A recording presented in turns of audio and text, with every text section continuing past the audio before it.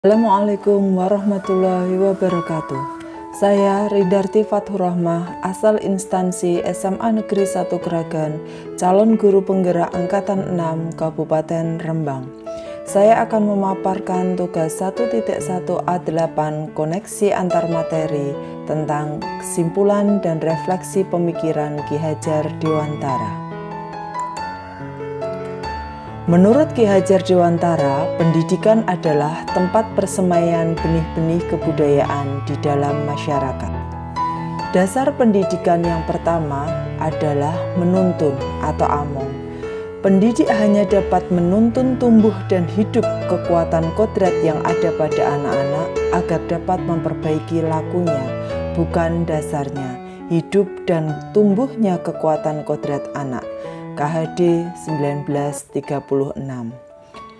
Tentang kodrat anak merdeka. Maksud pengajaran dan pendidikan yang berguna untuk peri kehidupan bersama adalah memerdekakan manusia sebagai bagian dari persatuan rakyat.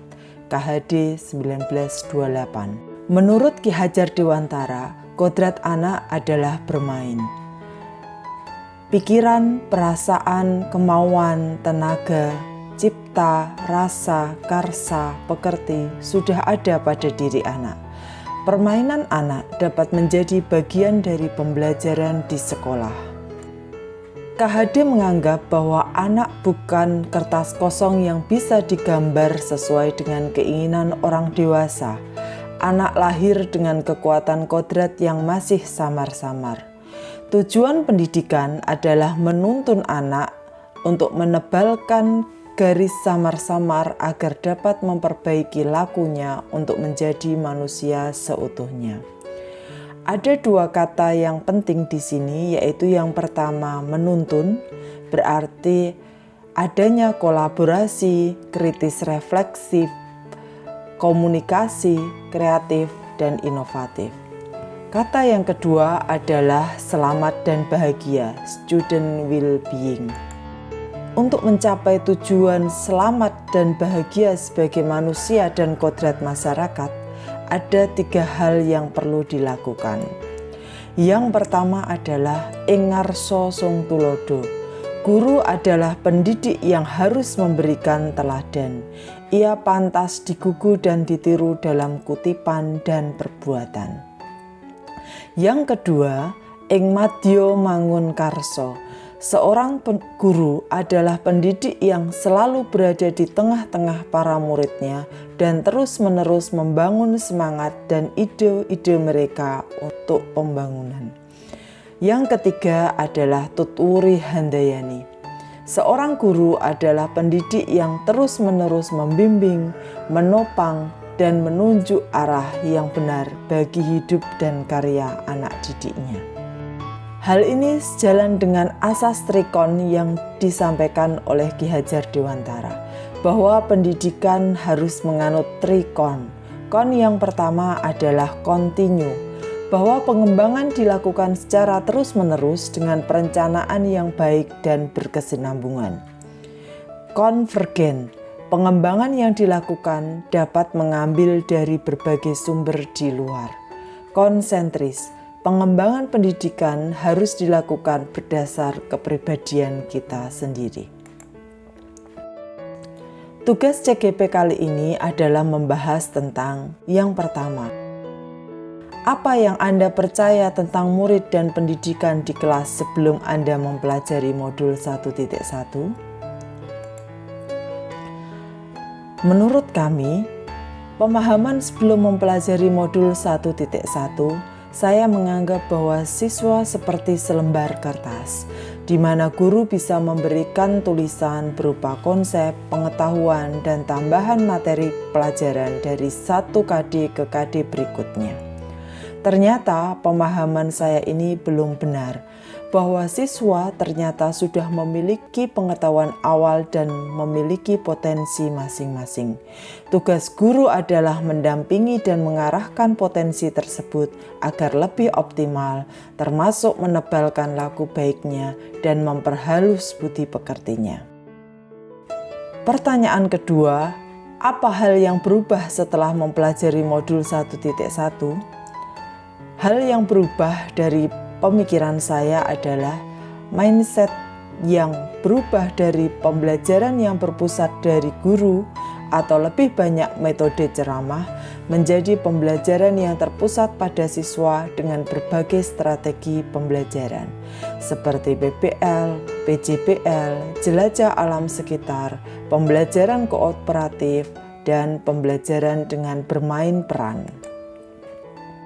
Salah satu metode yang dilakukan siswa yang menyenangkan bagi mereka adalah kegiatan praktikum.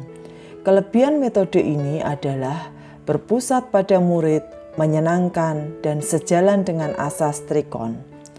Melalui praktikum, model pembelajaran berdasar masalah bisa dilaksanakan melalui 5 tahap. Yang pertama, orientasi siswa pada masalah. Guru menyampaikan masalah yang akan dipecahkan siswa dalam satu kelompok. Tahap kedua, mengorganisasikan siswa untuk belajar. Siswa menyiapkan alat dan bahan yang digunakan dalam proses pemecahan masalah. Yang ketiga adalah membimbing praktikum kelompok. Siswa melakukan praktikum sebagai bahan diskusi kelompok dan menjawab permasalahan. Tahap keempat, siswa menyajikan hasil karya. Di sini, siswa dalam satu kelompoknya mempresentasikan hasil praktikum di depan kelas. Dan tahap kelima adalah menganalisis dan mengevaluasi proses pemecahan masalah. Kelompok lain bisa memberikan apresiasi dan bersama-sama untuk membuat kesimpulan dalam proses pemecahan masalah. Kegiatan ini sejalan dengan asas Trikon KHD.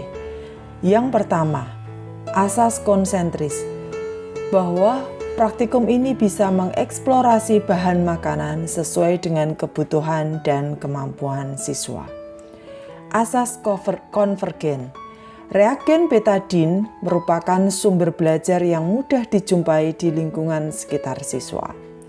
Dan terakhir, asas kontinu, bahwa siswa bisa melakukan percobaan lanjutan secara individual di rumah. Pertanyaan ketiga CGP, apa yang Anda terapkan lebih baik untuk pembelajaran Anda? Berikut beberapa hal yang bisa saya terapkan untuk pembelajaran yang lebih baik. Yang pertama, pembelajaran yang berpusat pada siswa, pembelajaran yang menyenangkan, dan pembelajaran dengan sistem AMONG.